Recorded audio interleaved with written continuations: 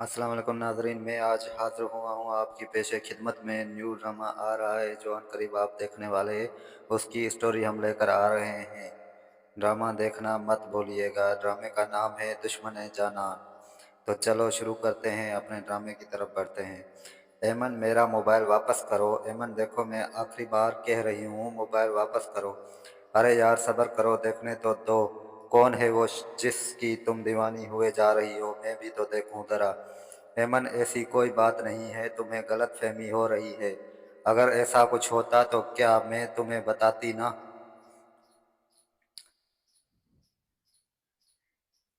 अच्छा, अगर ऐसा कुछ हुआ ना तो देखना तुम। फिर वो उसे उंगली दिखाते हुए कमरे से बाहर निकल गई। या अल्लाह, तेरा शुक्र, जान छूट गई। बस हर वक्त शक करती रहती है।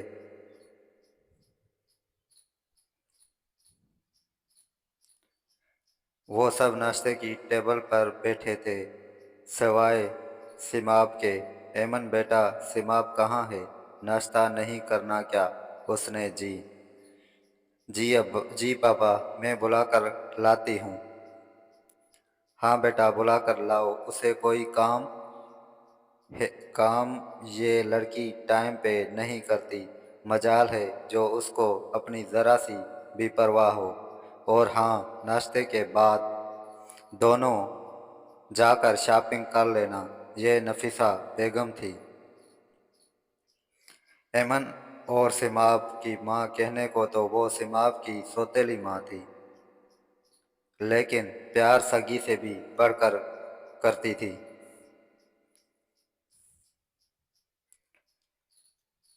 वो सीढ़ियाँ उतरते नीचे डाइनिंग टेबल तक आई। अस्सलाम वालेकुम अम्मी, बाबा। वालेकुम सलाम बेटा, इतनी देर लगा दी? सादशाह ने उसके आते ही सवाल कर डाला। जी बाबा, वो बस आंख अभी खुली।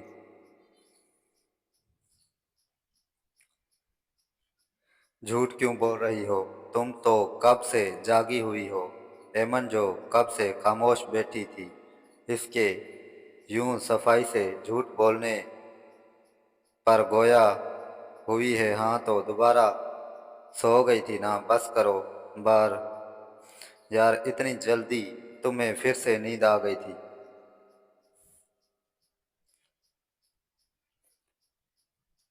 बस करो, तुम दोनों जब देखो लड़ने बैठ जाती हो। आराम से नाश्ता करो और दोनों काम निपटा कर फिर शॉपिंग पर चली जाना। नफीसा बेगम अब दोनों को डांटते हुए साथ में ताकीद भी कर गई। शॉपिंग क्यों अम्मी? मतलब किसी की शादी या मंगनी है क्या? सिमाब ने जल्दी से अपना सवाल झाड़ा था। हाँ, वो असल में कुछ दिनों के लिए गांव जा रहे हैं हम इस बार। जवाब सैयद शाह की तरफ से था। क्या सच में बाबा, हम गांव जा रहे हैं? सिमाब ने एक्साइट होते हुए पूछा था। जी मोहतरमा, स्टाम्प पेपर लिख के दूं क्या? हाय, मैं तो ढेर सारी शॉपिंग करूंगी। कितना मज़ा आएगा ना गांव में। अच्छा बस बातें ख़त्म करो और जल्दी से नाश्ता ख़त्म करके बर्तन समेटो। नफीसा बेगम अपनी कुर्सी से उठते हुए अपनी दोनों बेटियों से मुखातिब हुई थी।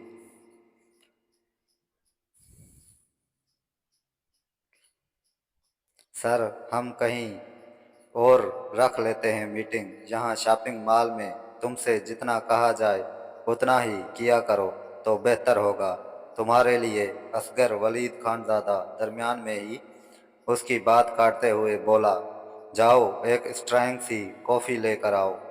जब तक मीटिंग शुरू होती है। जी सर, अभी लाया। असगर उसके गुस्से के डर से बिना कुछ कहे ही कॉफ़ी लेने चला गया। ये लीजिए सर, आपकी कॉफ़ी।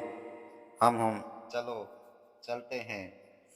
जी सर। वो अभी दो कदम चला ही था जब एक नाजुक जान से जा टकराया।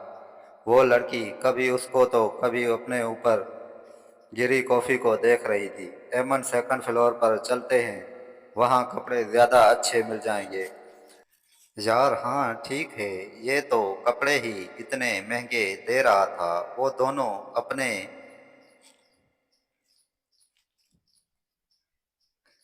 धुन में बातें करते हुए जा रही थी जब सामने से आते मजबूत चट्टान जैसे शख्स से टकराने के बाद उस शख्स के हाथ में पकड़ी सारी कॉफी सिमाब के कपड़ों पर गिरी थी। वो कभी अपने कपड़ों को देख रही थी तो कभी उस इंसान को। वलीद बिना कुछ कहे ही उस छोटी देखने वाली लड़की के सामने से गुजरने लगा, मगर उसके गुस्से से भरी आवाज सुनते यकदम पीछे मुड़ा था। आप जाहिल इंसान मेरे कपड़े खराब करके बिना सॉरी किए जा रहे हैं। समझते क्या है खुद को कि आप मेरे इतने महंगे कपड़े खराब करेंगे और मैं ऐसे ही जाने दूंगी? पहले मुझे सॉरी बोलें, फिर हिलना यहाँ से। इस छोटी सी लड़की के जाहिल कहने पर उसने गुस्से से अपनी मुट्ठियां भेजती थी, जिससे उसके हाथों की नीली रगें उभर आई थी। देखो लड़की, मैं अपनी मीटिंग के लिए लेट हो रहा हूँ। जितने पैसे चाहिए मेरा गार्ड तुम्हें दे देगा। और जहाँ तक सॉरी की बात है तो गलती तुम्हारी थी। यूं अंधी होकर चलोगी तो यही होगा। वो भी उसी के लहजे में दू बदू हुआ था। तो आप मुझे पैसों से तोलना चाहते हैं? अपनी अमीरी कहीं और दिखाइएगा। और आप अभी इस वक्त मुझे सॉरी कहेंगे क्योंकि गलती आपकी थी। आपको देखकर चलना चाहिए था और मुझे अंधी कह रही हैं। यार सिमी प्लीज चलो यहाँ से, क्यों तमाशा कर रही हो? हेमन ने लड़ाई के डर से उसे अपने हाथ साथ खींचते हुए कहा।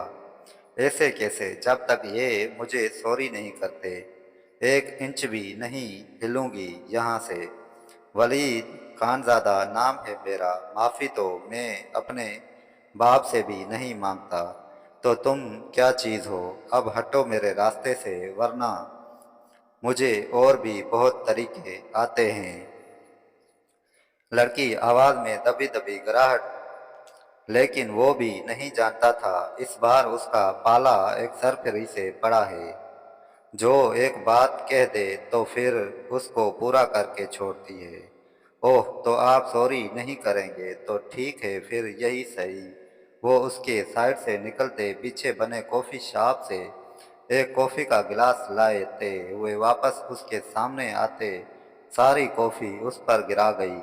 इस बात से अनजान के उसकी इस हरकत से उसे कितना बड़ा नुकसान होने वाला था, वो जो उस बला के टलने पर जाने ही वाला था। उस छोटी सी लड़की के इस फेल पर गुस्से से दहाड़ा था। तुम्हारी हिम्मत कैसे हुई मुझ पर कॉफी गिराने की? इसकी धार से वहां पर मौजूद सभी लोग खौफजदा हुए थे, मगर वो छोटी लड़की उसके गुस्से की ताब न लाते हुए अपना काम पूरा करते वहां से चल दी। असगर, मुझे इस लड़की की सारी इंफॉर्मेशन अभी 5 मिनट में चाहिए। अगर 1 मिनट भी ऊपर हुआ तो तुम्हारा ये बेकार वजूद इस दुनिया से मिटा दूंगा। समझे? गुस्से से लाल अंगारा होते वो अपनी बात कहते तनफन करता माल से बाहर निकल गया।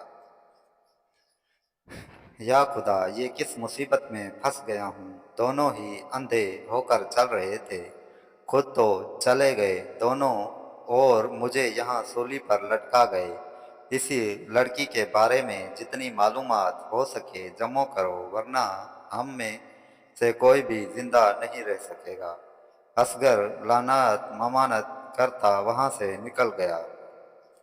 सिमी, तुम पागल हो गई हो। ये क्या हरकत कर ली तुमने? अगर बाबा को पता चला तो जानती हो कितने नाराज होंगे। जरा सी भी अकल नहीं है तुम में। इसके कपड़े और 7 गार्ड्स देखे थे तो वो लगता ही किसी बड़े घर का था। अगर उसने तुम्हारे साथ कुछ गलत कर दिया तो? अरे बस करो यार, कौन सा मैं उसको थप्पड़ मार कर आई हूँ? اور ویسے بھی اگر آرام سے سوری کر لیتا تو میں معاف کر دیتی، لیکن اس نے اپنے پیسوں کا گھمنڈ دکھا کر اپنے ساتھ خود ہی برا کیا۔ اس میں میری کیا غلطی؟ وہ سارا ملبہ ولید پر ڈال ہی گئی اور خود معصوم بن گئی۔ تم نہیں سدھرنے والی، چلو گھر چلتے ہیں، ابھی شاپنگ کل پوری کر لیں گے۔ ہاں چلو، ویسے بھی مجھے الجھن ہو رہی ہے ان گندے کپڑوں میں۔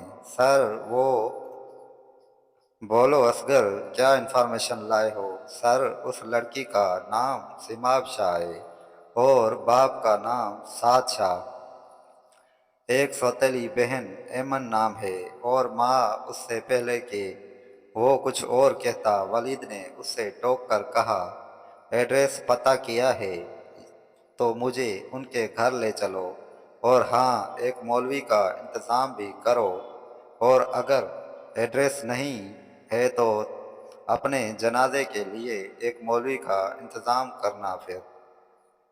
جی سر، لایا ہوں ایڈریس، تو چلو پھر، نیک کام میں دیر نہیں کرنی چاہیے۔ کون سا نیک کام سر؟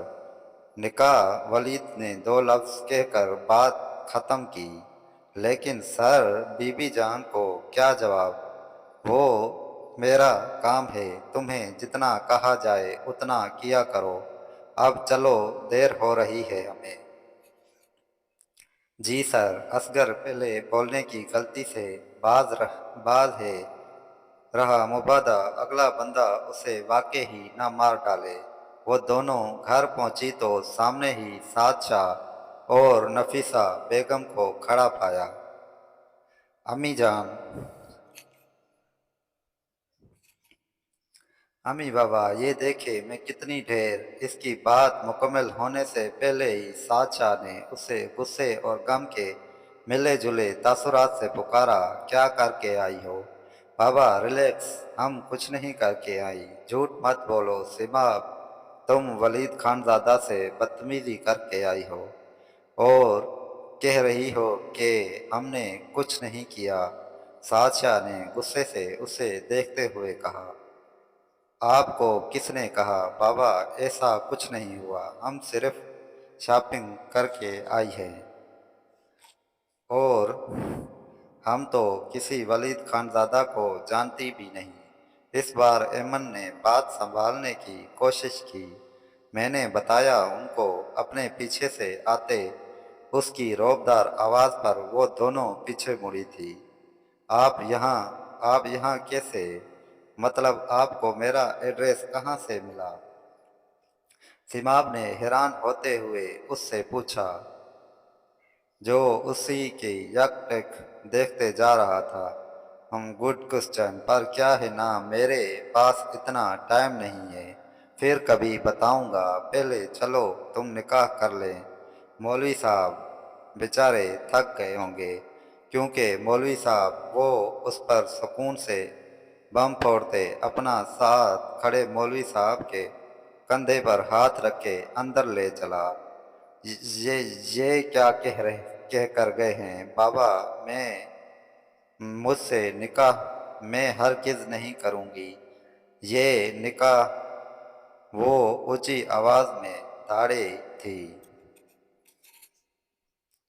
کیا آپ جانتے ہیں کہ یہ نکاح ہونے والا ہے یا نہیں؟ دیکھیے اگلی قسط میں ولید سماب کے ساتھ کیا کرنے والا ہے، چلو تو دیکھنا۔